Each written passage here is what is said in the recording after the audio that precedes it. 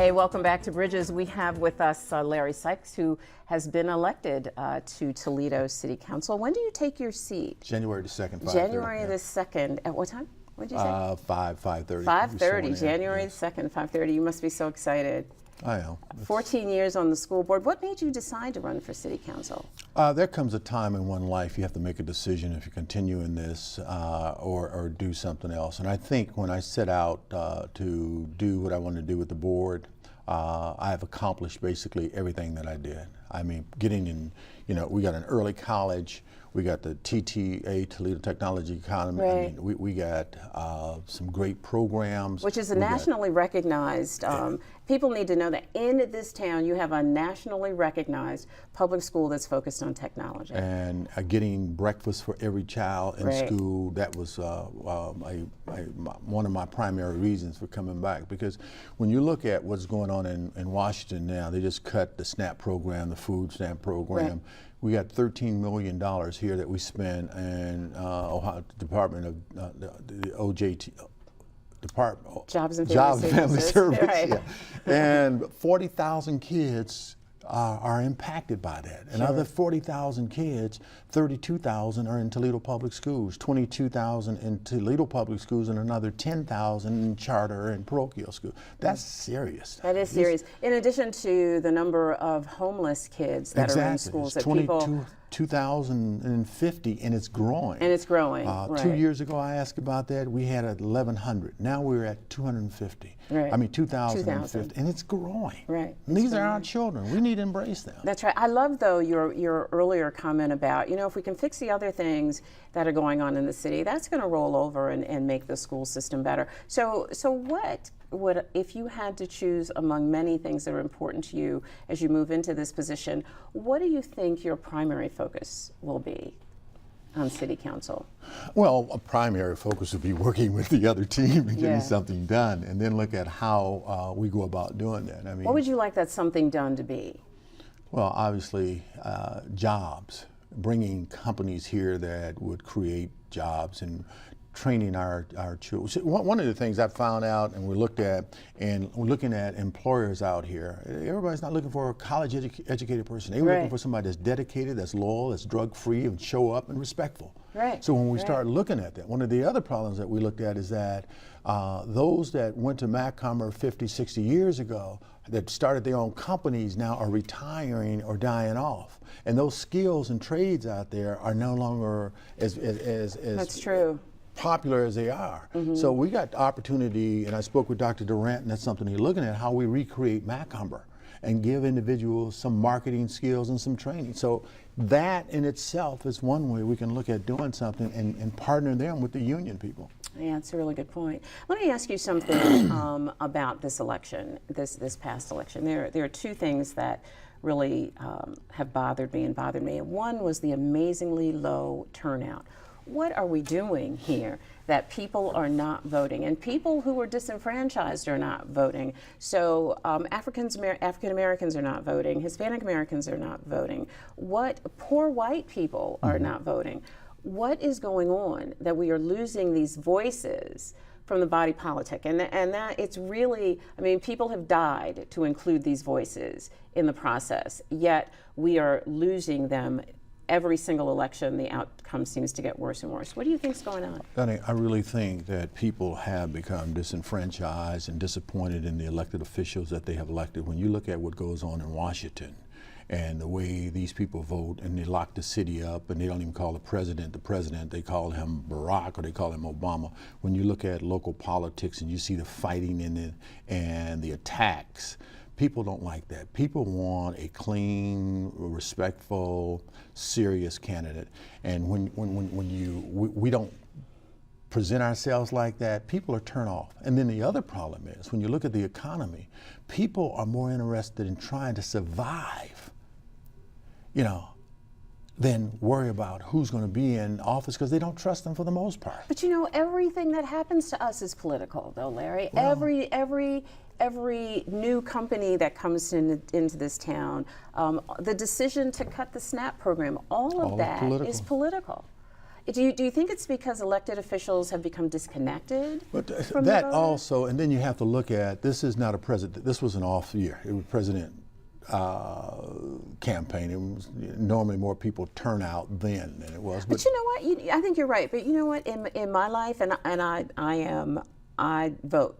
I absolutely believe in that. It's the best we have right now.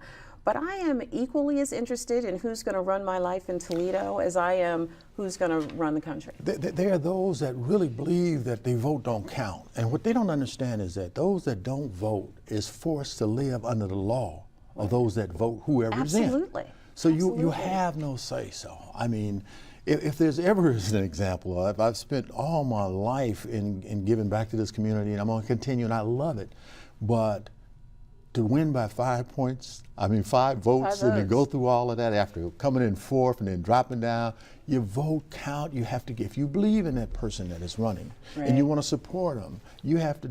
I had a young lady that broke my heart, man, because she said, Mr. Seitz, I voted for you. I said, yeah. I said, you did? She said, we saw you were running. She said, me and my friend, she said, we couldn't get the ride to TARP, so we got a cab, put our wheelchair in there.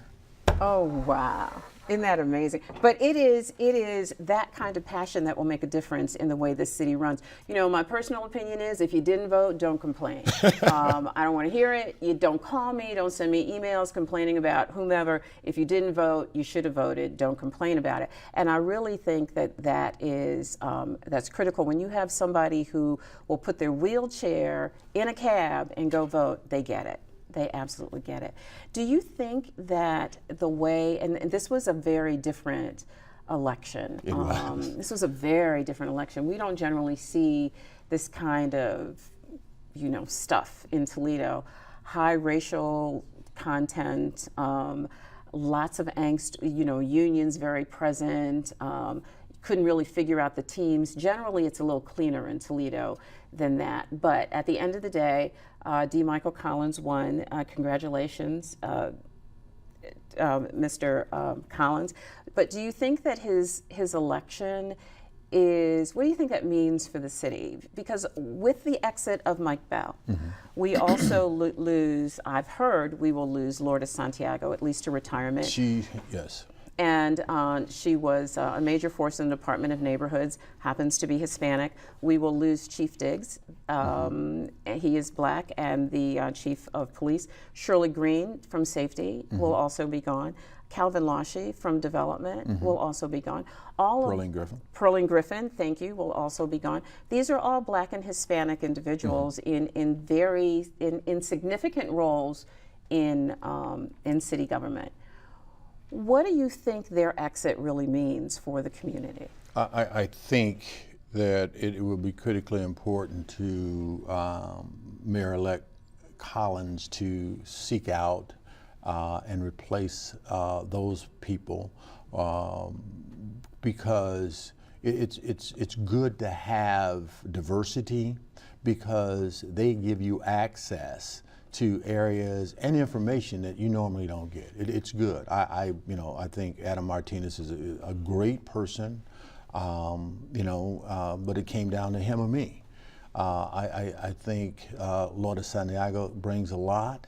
We need Hispanic people in there. We need African Americans. We need Caucasians. That's what this great city is made of, diversity. And and let me just tell you this: we need some young folks too. Yeah. Now, I agree. We do, but I am one who believes that old folks, people over what's old, over 50, over 50. I'm going to be whatever's. I'm going to be under whatever. So I'm going to be in my 50 40s. is the 40 now. That's right. That's the way I look at it. I think that people bring something to the table for a very, very, very long time. I think there is wonderful great benefit in having senior statesmen at the table. I really do believe that. The same time, just like church, if you don't recruit the youth, the church will die. Absolutely. And we need to do a better job in keeping our youth here, our young folks here, and training them and mentoring them. But that's not happening. They are leaving. my daughter is living in Chicago. All of her friends who My are son's here, in Cincinnati. yeah, I mean, they're leaving. And how do we keep them here? Well, we've got 2 minutes. How do you we got to keep give them here? opportunities, and that's what we as a city council and a community has to do to be able to bring better jobs here, make Toledo more vibrant, and give them opportunities that want to stay here by creating jobs for them. Right. I think you're right. And Toledo was once an amazingly vibrant city. We had over 500 Fortune 500 companies right. downtown That's 30 right. some years ago. Remember, you couldn't walk downtown at lunchtime. Right, You could sure couldn't get Get around. in a There was restaurant. couldn't get in a restaurant downtown.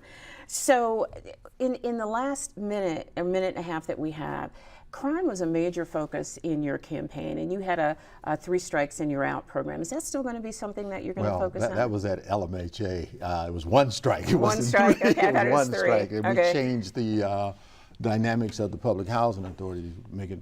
I think that's something we got to really look at: crime and giving the youth something to do. At the, just. Definitely, we got to do that. I mean, we need a strong force here to stop the violence, especially when it's against innocent people, grandmothers and babies. This is unacceptable. Yeah. Do you think there's a gang problem here? Yes or no? Well, there's a gang problem. Just how big is the gang problem? Our kids got more guns than they do homework. I mean, the source of the problem is where are these guns coming from? Right, right. Well, I am so glad that you chose to be with us today. I look forward to talking to you throughout your tenure on council. It's always great to speak with you and hear what you have to say. And you are such a great advocate for this community and everyone in this community. This And I community has appreciate been that. good to me. Appreciate that. Thank you, thank you, Pleasure's thank you. all I will see you mine. soon. Listen, there is how you will be able to contact Mr. Sykes in the future. We are going to go away. We'll show you that information again before we leave. I will be right back.